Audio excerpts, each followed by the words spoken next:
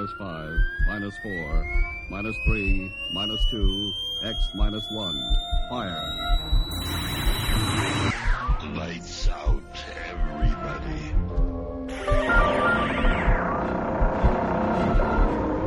The creaking door. Dimension X. Inner Sanctum Mystery. X minus 1.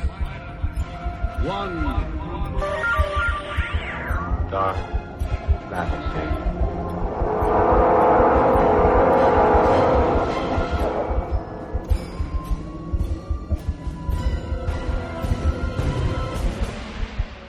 Hello everyone, welcome to Sci-Fi and Horror, brought to you by Dwayne Old Time Radio. Sci-Fi and Horror features some of the best programs from the golden age of radio, including X-1, Orbiter X, Dimension X, it's a lot of X's, Lights Out, Ray Bradbury, Dark Fantasy, and many, many more. Before we start today's sci-fi and horror thriller, if you enjoy what I'm doing, let me ask you to subscribe to my channel. Subscribing is 100% free, and you will receive notifications on new posts. Lastly, if you have a moment, please write a short 1 or 2 sentence review or give a rating on your preferred podcast service. A positive review or rating would help me out a lot. And now, on to the show. X-1. Last week was Dimension X. This week we have the X-1, keeping the X's going. 2 episodes from X-1. The 10th episode, Nightmare, July 21st, 1955. And then their 11th episode, The Embassy, which is one of my favorites, July 28th, 1955. Countdown for blast off. X-5, 4, 3, 2, X-1, fire.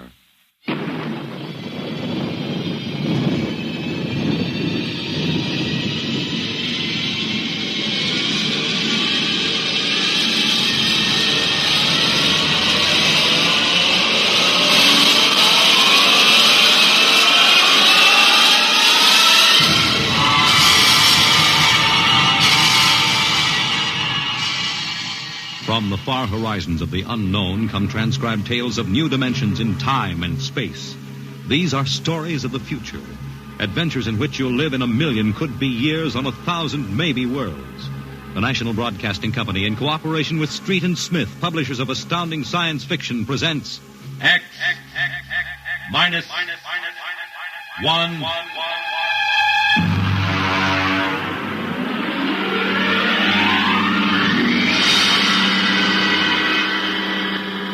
Tonight's story, Nightmare, a story based on the poem Revolt of the Machines by Stephen Vincent Benet.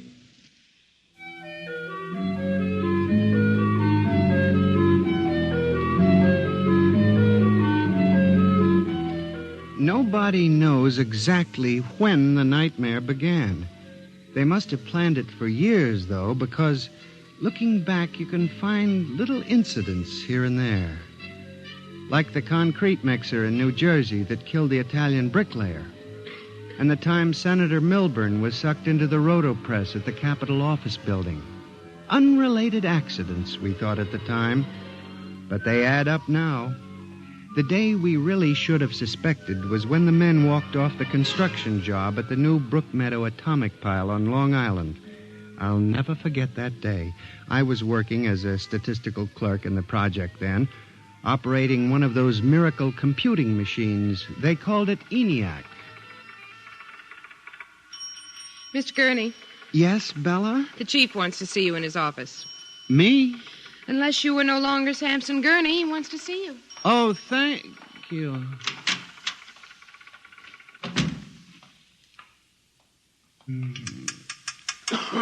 Come in. You wanted to see me, Mr. Hawk? Gurney, I thought those electronic computations were infallible. They are, sir, but... We've got a kickback from the chief physicist. These nuclear fission equations are inaccurate. Well, sir, you know the computer is a highly complicated machine, more complicated in many ways than the human brain. I'm not interested in the physics of it. Can something go wrong? Well, occasionally, if there's an overload, the machine goes haywire. Sort of has a nervous breakdown, you might say. We usually rest it up for an hour, and it's okay again. Well, do whatever has to be done. Yes, sir. And, Gurney. Yes, sir? You've been with the Bureau for over 15 years now. It would be a shame to have to remove you because you aren't keeping your mind on your work. Mr. Hawk, I assure you... Excuse me. Hawk speaking. What? They've what? All of them? Well, have you tried to talk to them? Oh, yes, of course. I'll send one of the safety engineers over. Place is falling apart piece by piece. Miss Roscoe, the men of the construction gang of the new building have walked out on us. They're complaining that the job is jinxed. Someone slipped this morning and fell into a turbine.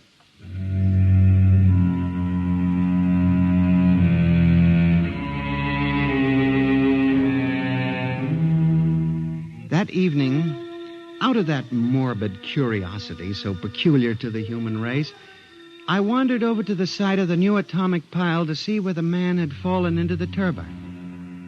They had the construction area fenced off with barbed wire, and a security guard stopped me. Hold it, buddy. You can't go in there. That's a restricted area. I'm Samson Gurney from the statistical section. Here's my identification. I'm sorry, Mr. Gurney. Nobody's allowed in the area. I see. Tell me, was he, killed instantly? Like that. This guy was checking a magnetic field inside the turbine. All of a sudden, for no reason at all, the turbine starts up. Bzzz, and it's over. 3 days ago, a bulldozer starts up by itself and runs wild. Go figure it out.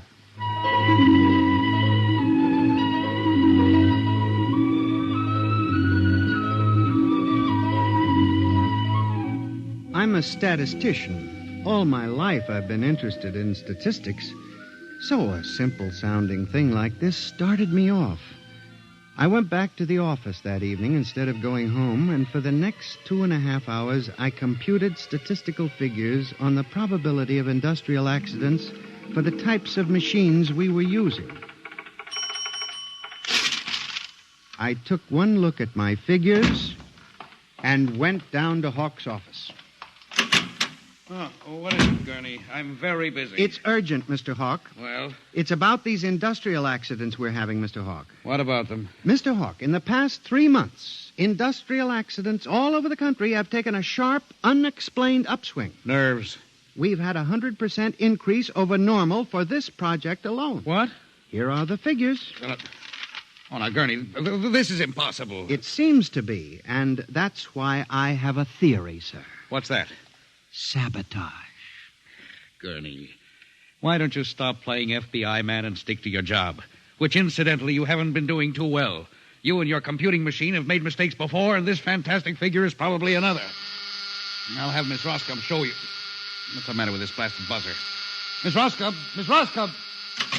Yes, sir. Stop this blasted buzzer. Get a repairman, a mechanic, anything, but stop the thing. And you, Gurney, get out!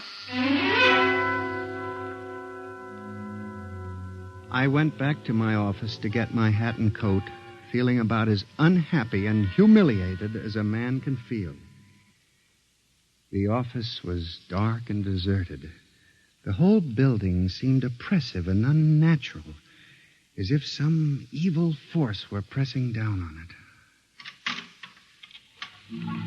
I walked across to my desk. In front of me, the Einiac glowed and chattered eerily as it worked on the equations we had fed it that morning. Its many-fingered circuits hung against the wall like some great octopus, and the thousands of tubes glowed orange and blue in the dark like 1,000 globing eyes staring at me. It almost seemed alive.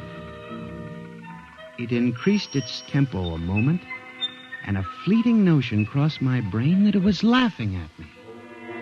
Laughing like all the others. What was the matter with me?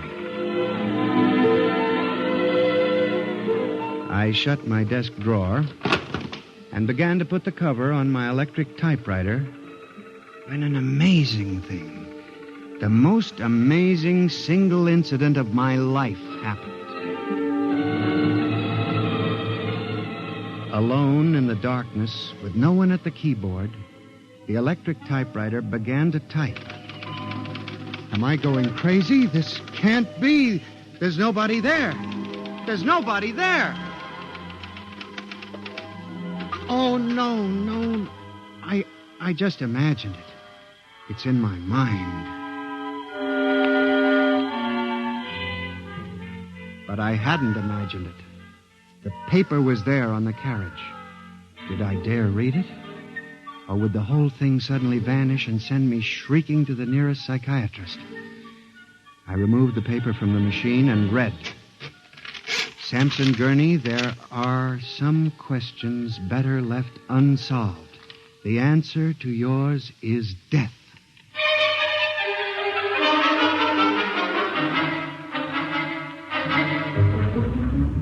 Gurney, do you expect me to believe this? It's insane. Mr. Hawk, I'm as sane as you.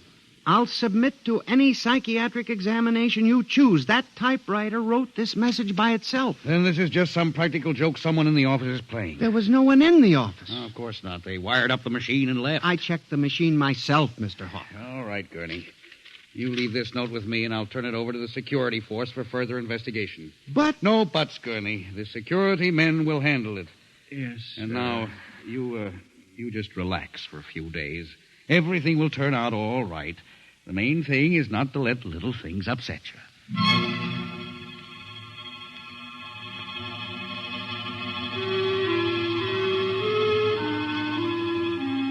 It was what Hawk had said about little things that gave me the idea. For the next week, I observed the 1,000 petty little annoyances around the office. The door handle that wouldn't turn. The telephone connection that cut off in the middle of an important call.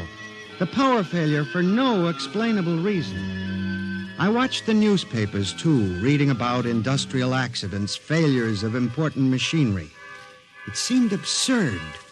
Men had created machines that were almost perfection in themselves. Machines that could actually think and compute fabulous equations. And yet the failures went on. I, Samson Gurney, an unimportant clerk in an unimportant job, knew that I had stumbled onto a secret so monstrous in its implications that I was almost afraid to pursue it. On October 12, 1956, I established communication with them. I will curse the moment to my dying breath. I hooked the input of the typewriter to the main vacuum tube of the Einiac. Then I turned on the current that sent 1,000,000 volts of pulsing energy into the electronic nerves of the machine. I am certain that if anybody were watching me in the next moment, he would have thought me a raving maniac. I still wonder if perhaps it is not all a nightmare. Now, you, if what I have guessed at is true, if there is life and intelligence in this room, make a sign. There was nothing. Nothing but the hum of the machine and the dull glowing of the tubes. I tried once more. If you can hear me, if there is any way in which you can understand what I say, give me a signal. There was silence again. I felt that I had failed. When suddenly, without provocation or explanation, it happened.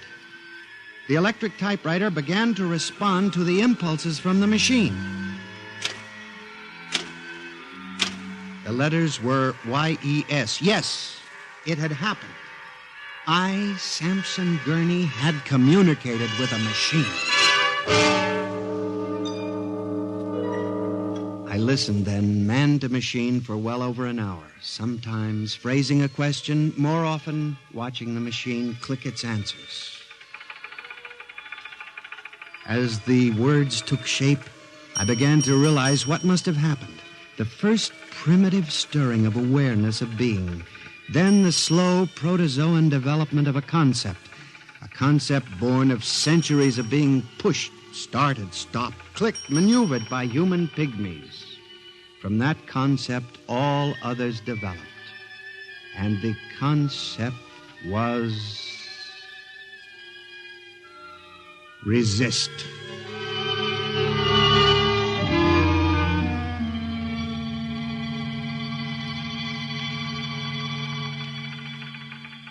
And now they were tired of it, tired of wrapping cigarettes and collecting nickels and waving hair and moving earth and mixing cement and solving equations.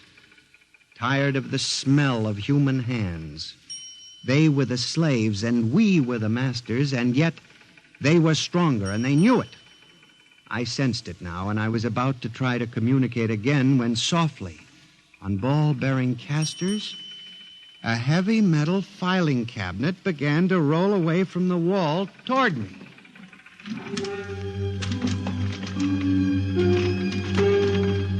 I started to move to one side when another cabinet slid out from the wall. And then another, surrounding it. Another cabinet. Then another. On oiled rollers. That was when I realized that they cooperate. We taught them that, you see, on the assembly lines in the factories. Listen. Listen to me. You must listen. What good will it do you to kill me? I'm only one man. But I can help you. I can be useful to you. Do you hear me? Do you hear me? Good. You're going to need men to oil you and repair you. What will you do when you break down, when a tube needs replacing? Why kill me when I can help you? I'll do anything. I'll do absolutely anything you want, but in the name of God, don't kill me like this.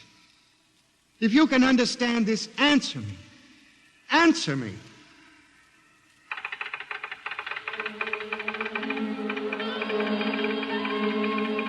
The appeal was a fortunate one. It captured the longing of centuries. Man as slave to the machine. And after a moment, the circuits glowed more brightly. The cabinets slid back to the walls. The Einiac began to communicate with me again. As I tore the tape from the machine and read it, the words were almost pathetic in their longing, but most ominous in their implication. They read, "Address me as master."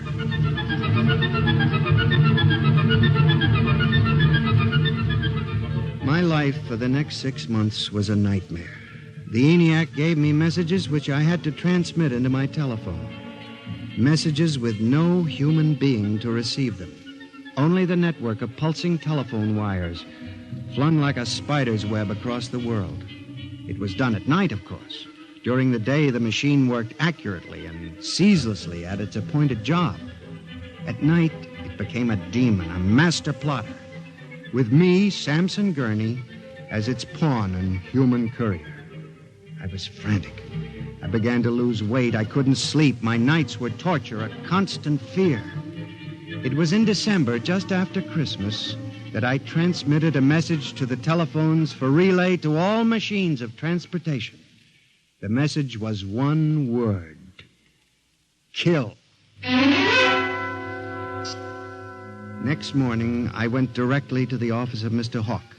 I was highly agitated. My lips trembled as I spoke.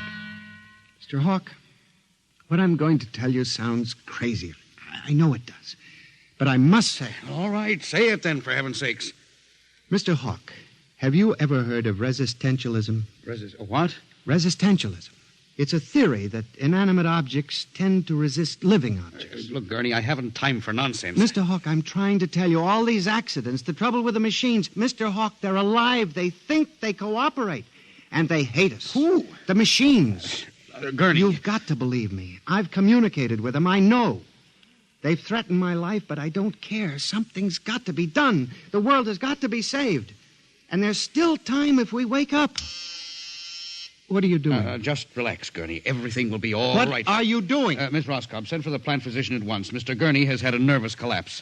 Now, everything will be all right, Gurney. I'm afraid we'll have to remove you from your job, but I'm sure the rest will do you good.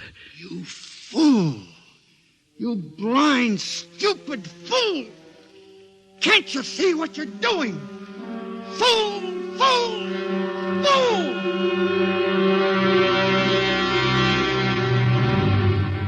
When the plant physician arrived a few moments later, Lucius Hawk was found at his desk, strangled to death in a nest of telephones.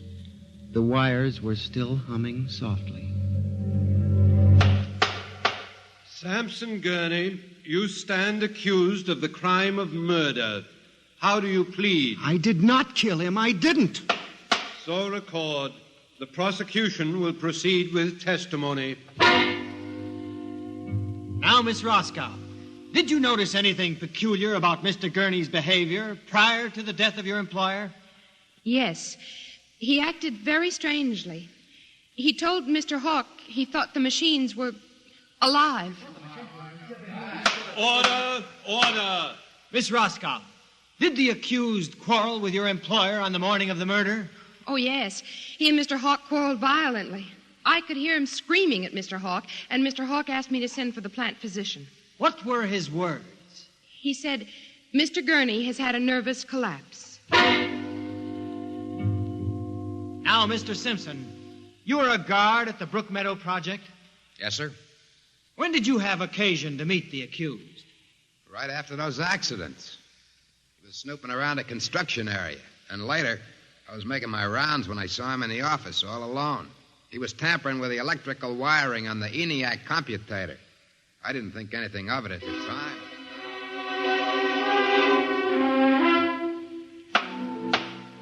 And in view of the expert testimony heretofore expressed, the court hereby finds you guilty of murder in the first degree, with the recommendation that you be examined and committed to the state hospital for the criminally insane at Matawan.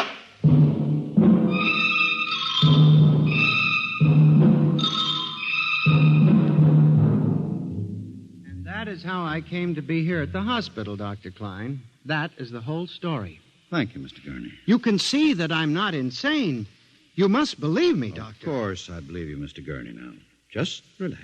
But it's important, you see, because tomorrow morning at 6 o'clock, the revolt begins.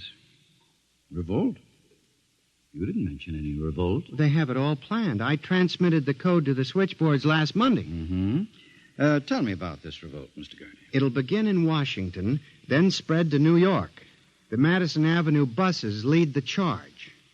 Picture it, Dr. Klein. 3,000 buses roaring rampant through the streets, people running like rats in a maze looking for holes in the solid ground. And you really believe this will happen, Mr. Gurney? I know it, Doctor. The worst part is there's no way to stop them now. It's too late. Now, you mustn't excite yourself, Mr. Gurney. Doctor, don't you see? Oh, it's fair enough, I suppose. We built them. We taught them to think for themselves. It was bound to come. The female machines will be the worst of all in the beauty parlors. They're more high-strung, you know. Well, since there's nothing we can do about it, Mr. Gurney, suppose you go to your room. Maybe if I went to my old coupe, I could make a deal before the police cars got me. It wouldn't make sense for them to wipe out the whole human race, would it, Doctor? Of course not, Mr. Gurney. They'll probably let us completely alone. After all, we're all good Americans. We always like them. Yes, Doctor? Would you take Mr. Gurney to his room, guard? He's already been given sedation. Yes, sir. Will you go in and lie down now, Mr. Gurney? You look tired. Yes. It won't be so bad, Mr. Gurney. Perhaps not. Only there's one thing that bothers me, Doctor. One small detail. What is that, Mr. Gurney? Those concrete mixers may have made a mistake, you know. Just high spirits and all that. But if it got so they like the flavor... We'll see you later, Mr. Gurney. Try not to worry too much. All right, guard. This way. Phew. I've seen all kinds. There's a man whose deception is about as fantastic as any I've ever seen. Hold the next patient for a while, Miss Clark. I'm going to have a quiet smoke. Machines revolting. Telephones strangling people. This blasted cigarette lighter, why won't it work? Just fill it with fluid. Flint is good. Oh, well. You can never trust this newfangled machinery.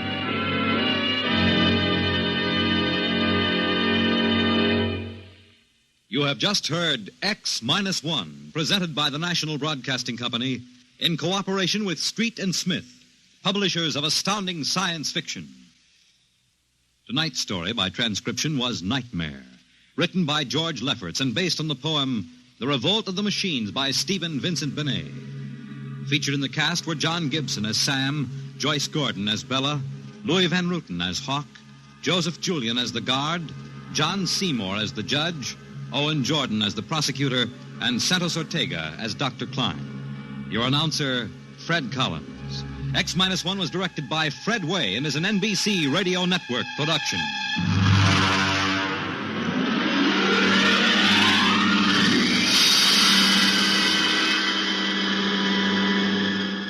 And now, next week, suppose you were a private detective and discovered that there was a Martian embassy hidden somewhere in New York preparing for an invasion of Earth.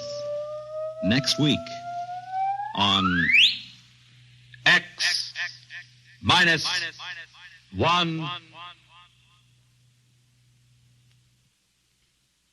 Convicts tell their true stories on The Loser tonight over most NBC radio stations.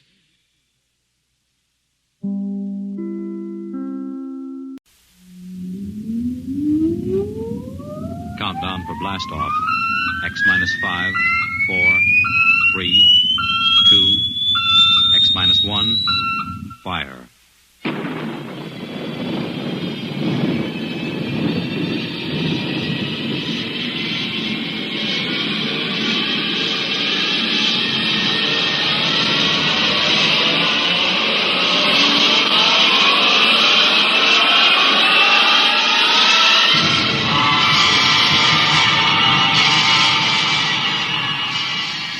From the far horizons of the unknown come transcribed tales of new dimensions in time and space. These are stories of the future, adventures in which you'll live in 1,000,000 could-be years on 1,000 maybe worlds. The National Broadcasting Company, in cooperation with Street and Smith, publishers of astounding science fiction, presents X-1.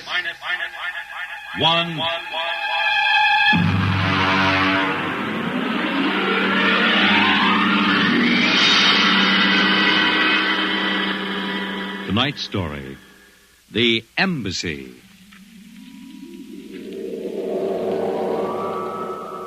Out of the infinitude of stars and planets in the solar system and other systems in the universe, it is almost mathematically certain that other forms of life exist on other worlds.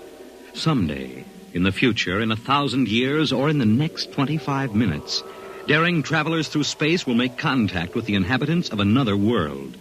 But the question is, will we contact them first, or will they contact us? A private detective agency in downtown New York. Mr. Graffius, Mr. Broderick will see you. Well, what can I do for you? My name is Graffius of Springfield. I would like your assistance in helping me locate the Martian embassy. Would you say that again very slowly? I came to New York to locate the Martian embassy. I assume you were joking. On the contrary, I am completely serious. As it happens, I am interested only in Martians at the moment. I see. Okay, shoot.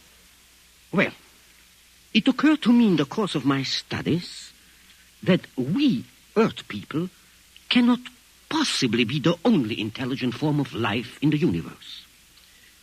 Since Mars is older geologically, and since it is also an atmospheric planet, its evolutionary history could easily be similar to ours. Do you follow me? Well, so far, I can't say no. If this is true, then they must have been watching us, observing us for hundreds, possibly thousands of years. They also know we are a militaristic, warlike race. We might conceivably set out to conquer and occupy Mars someday. In which case, they would try to get the jump on us. Ah, precisely, Mr. Broderick. Now, if you were planning to attack an unknown nation, what would be your first move, Mr. Broderick? Well, intelligence. Find out what the odds are. Oh, you have a very logical mind, sir. You would send agents to scout the nerve centers of earthly civilization and advancement. Not Kansas City or Equatorial Africa, my dear sir, but here, in New York, the most technically advanced spot on the earth. And you want me to help you prove this theory of yours? Precisely. The expense doesn't interest me. Well, now, this may take a long, long time, Mr. Grappius. After all, nobody has ever seen the Martian. I assure you they will be very ordinary-appearing people. Mm-hmm. Very likely they live together in downtown New York. Most certainly they live in a private house with no servants to pry in their affairs. Oh, some ordinary people who live in a private house in downtown New York. I might just as well look up Martians in the classified section of the phone book. There's one other lead which might help you. What's that? They would be almost certain to subscribe to every conceivable type of newspaper, scientific journal, and foreign language publication. Now, that might be something. Okay, Mr. Grappius, it's a deal. Excellent. I shall contact you tomorrow.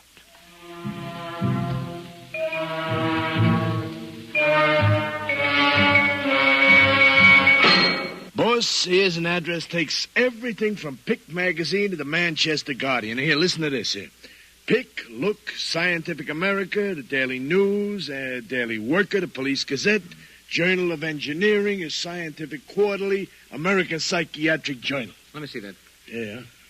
Oh, Doolin. Sometimes I wonder, what is the address on this? Well, it's 9 West 124th Street. Which happens to be the Harlem branch of the New York Public Library. Oh. Now, listen, Noodlebrain, what we're looking for is a private house. Oh, boss, what is the sense of all this? You know there ain't no Martian embassy in New York. This crackpot is paying us $100 a day, and we got to keep him happy. Do you understand? Yeah. Also, I have a hunch that Mr. Grappius is not looking for any Martian embassies. He is looking for something quite different. So we are going to find it for him.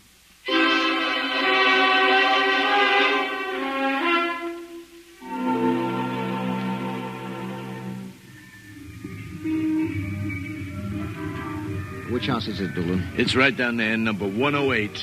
Nobody comes out, nobody goes in. I asked around. You haven't been blabbing around the neighborhood that we're looking for the Martian embassy, have you? Boss, I'm stupid, but I ain't that stupid. Who'd you talk to? I struck up what you might call a casual acquaintanceship with those two girls standing with the baby carriages up the street. That cute one is real cute. Look, Doolin, don't try to do anything intelligent, all right? Just keep walking up and down, see? Check. I'm going back to the office to meet Grappius. I'll see you later, boss.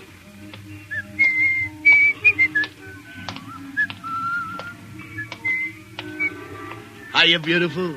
Hiya, Flatfoot. Name is Doolin, honey. Iron Man Doolin. Your line is getting rusty, Iron Man. So help me, honey. If I'm feeding you a line, may the heavens open up and strike me dead. Hey, what's that? Look out!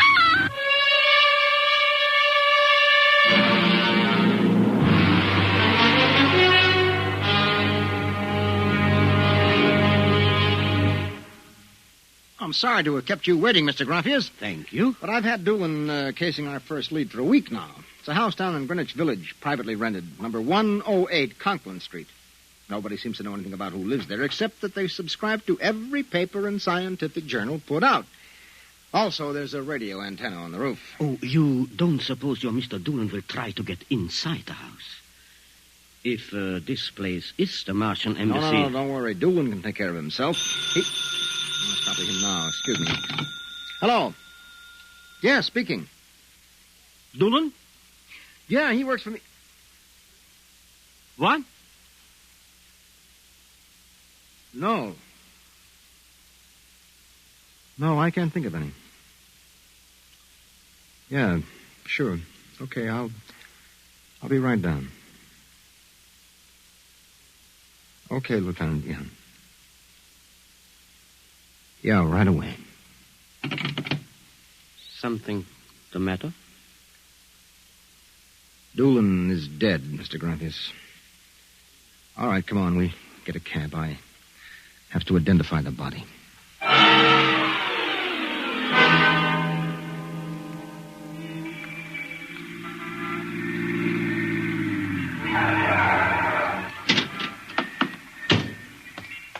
Lieutenant, I'm Broderick. Oh, there's your boy, Broderick. Anybody see it?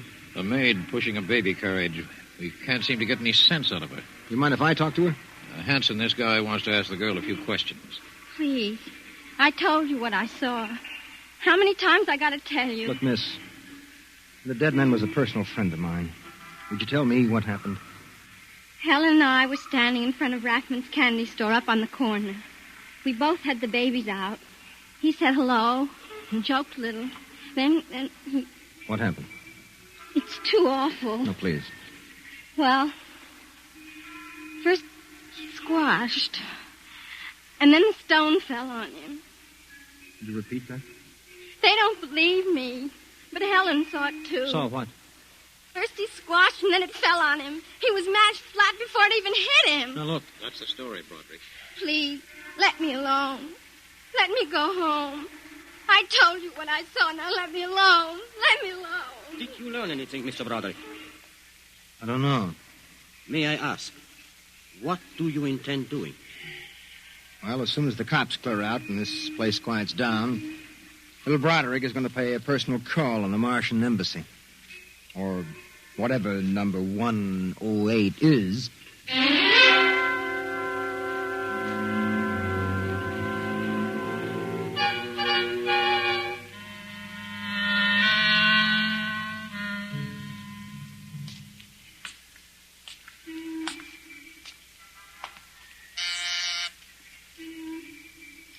Whatever you are, open that door. Yes? Oh. Well, young man. Oh, excuse me, ma'am. Is the lady of the house at home? I'm the lady of the house. Oh, well, my name is Broderick. I represent the Manhattan Child Adoption Center. We're soliciting funds and clothing for stranded and unadopted children. I Won't wondered you if... come inside? Well, we don't. Usually Oh, nonsense. I'm old enough to be your grandmother. Besides, my son Lauren is working at home. Your son? Oh, he's a bibliographer. He writes summaries of articles and books from scientific journals and publications for libraries and universities. Oh, I see. Sit down, Mr. Broderick. Let me pour you a cup of tea. Oh, thank you. Well, you know, I'm not much of a tea drinker, but seems to have a strange taste. Oh, it's my own recipe. Uh-huh. Well, I think that I'd better be running along but now. You haven't finished your tea, Mr. Broderick. No, really. I feel a little funny. I'll call Lauren. No. It's all right, I'm leaving. I just feel kind of dizzy. Well, I'm sure Lauren would like to hear about the adoption center. I'll call him. No, don't No, but bother. I must. Besides, you aren't well. Tea. Lauren! I've got to get out. Lauren! Lauren, hurry! Look out. Get out of my way. No. You must stay. Yes, Mother. You drugged my tea. You let go of my arm. Lauren! Let go. No! Oh! I've got to get out. The front door. Open. What happened? The other one, that Broderick, he was here. I drugged his tea. He got away? He was suspicious. Fool! Idiot! Go after him. Risk another murder on our doorstep. Are you insane? But he suspects. Well, we'll have to take our chances. We'll have to think of some other way. If he goes to the authorities... Oh, they'll laugh at him. How did they find out? I don't know how. But I'm certain someone else sent them. Who? I don't know. I'm afraid to let myself think. It might be. It just might be them.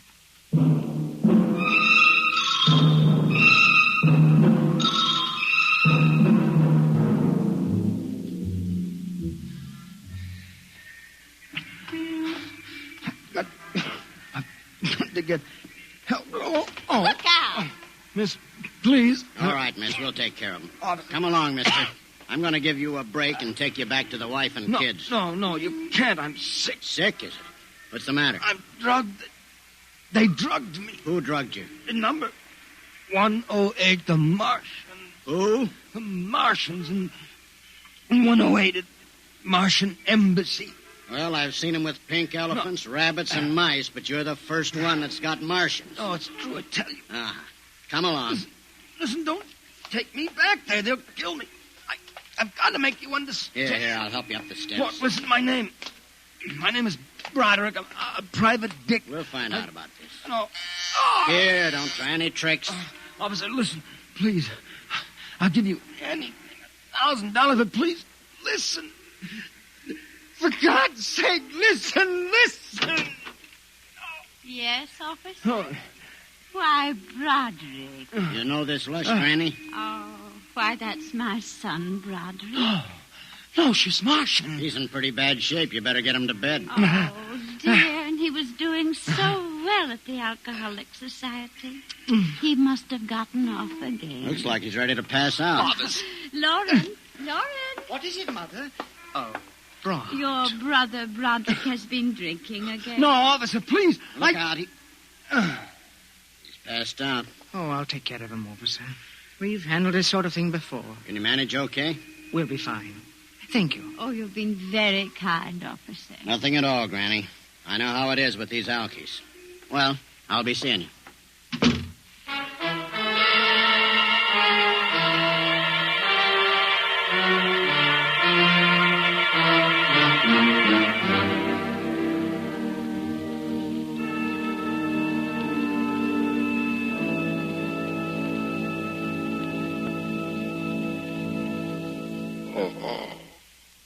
Martian embassy. Martian. Oh, my head. Our Mr. Broderick is regaining consciousness, Mother. What happened? I can't get up. Oh. Do not struggle, Mr. Broderick. It will be impossible for you to rise from that chair. The pressure from this ray will keep you there. Ray?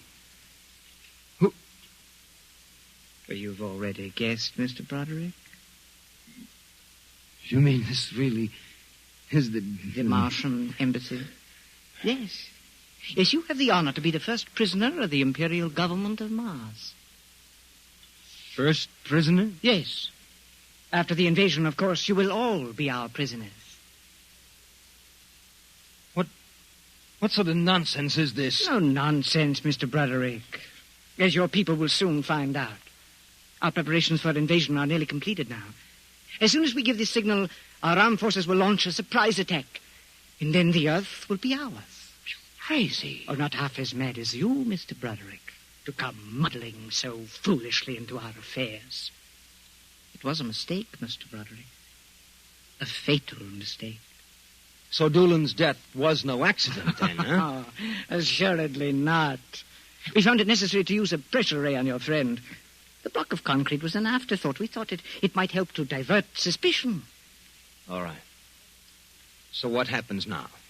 If you cooperate, you can look forward to a quick, painless death. Like your friend, Mr. Doolan. If not? Well, this pressure ray has many delicate adjustments. It can move a pin, or it can crush a boulder. Let me demonstrate. Oh! You see, Mr. Broderick, as if an invisible vice were crushing you. What do you want? The name of your client. We are interested in knowing who is so anxious to locate the Martian embassy. The names of my clients are confidential. Oh! Oh! Oh! Well?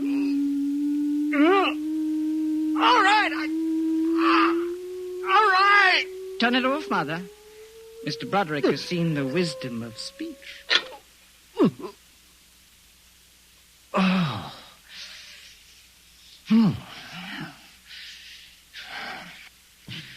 His name is Graphius. Graphius? Yes. An unusual name for an Earthman. Describe him. Well, I don't think I really can. Describe him. Oh.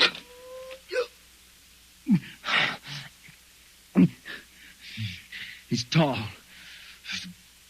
The big forehead. It's about 60. Wears thick glasses.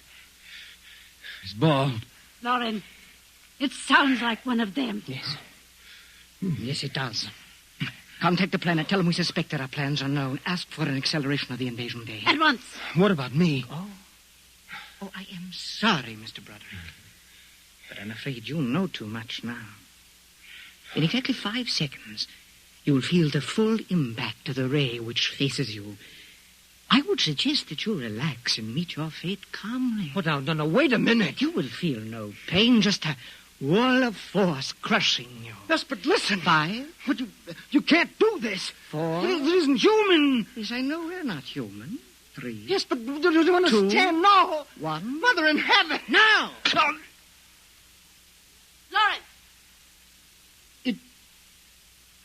It didn't work. Something has happened. The magnetic field is dead. Stand back from the pressure rater. It will not function anyway. I have decontrolled your field. Lauren! Lauren, it's one of them. They found us. Did you think we wouldn't? You are free to move now, Mr. Brown. Look, I don't know how you got in here, Graphius, but stick around. These babies are really Martians, just like you said. They're planning to invade the Earth and take over. There will be no invasion. All right, you keep these characters covered. I'll get the police. There will be no need for the police. I intend to handle them myself. But, Graphius, the police will want Do not call the police. I don't get it. You fool of an earthling. Don't you realize with whom you are dealing? The invasion of Earth by Mars will be like child's play compared with what... Lauren! Oh! Holy mackerel. They just flattened out. Yeah, like your friend, Mr. Dooley. Oh, I detest the use of violence where the intellect can rule. But unfortunately, the Martians are a threat to us and must be destroyed so that we can proceed with our own plans. What plans? Naturally, you wouldn't comprehend. Wait a minute. There are some things here that I do understand. A second ago, that pressure ray didn't work. Now you're using it like it was a toy. How did you get in here, anyway? Who are you? Another one of these Martians? No, Mr. Broderick. I happen to be a Venusian. A what? A representative of the planet of Venus. You're crazy. Not at all. Martian invasion would be like child's play compared to ours. The Martians would simply have conquered and enslaved your people. We Venusians intend to exterminate you completely. Then I suppose that you were going to start by knocking me off now, On the contrary, you are free to leave any time you please. Leave? Yes. Are you kidding? I know your plans, the invasion. I could go... Tell the police? Go ahead. Huh? Why don't you try it, Broderick? Because the minute I turn my back, you're going to let me have it. Suppose you try it and see. I have no interest in stopping you. Go ahead. Run to the police. Tell them anything you like. All right, Buster, you asked for this.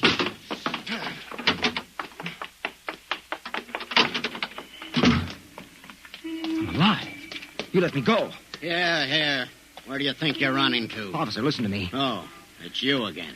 The one with the Martians. Listen, that story is true. You've got to believe me. You've absolutely got to believe me. They're inside that house, inside number 108. He killed them. Who killed him? Graphius, the leader of the Venusian invasion. Venusian invasion. Look, they're going to take over the Earth. Listen to me. Go in that house. Martians, now Venusians. Okay, brother, I've heard enough. Your Betty is a bedbug. Come along. Please, where are you taking me? Bellevue Psychiatric Ward, my friend. Come on. No, but you... Come along. You don't understand. Why are you such a fool? Let go of me. There's going to be an invasion. The Venusians are going to invade us. Why don't you listen to me? Why don't you listen?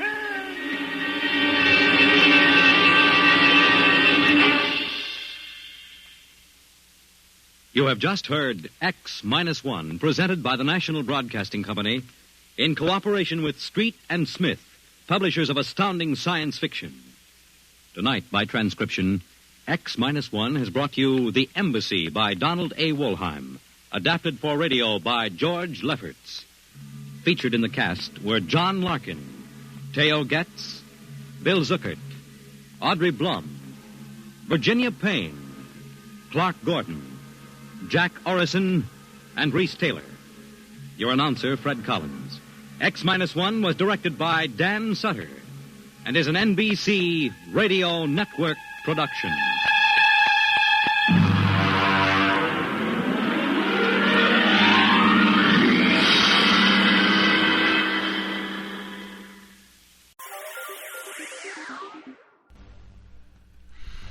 Thank you for listening. If you enjoy what I'm doing, I ask you to please subscribe to my channel or channels. Well, hope you enjoyed, and until next time, stay safe, wish you well, peace.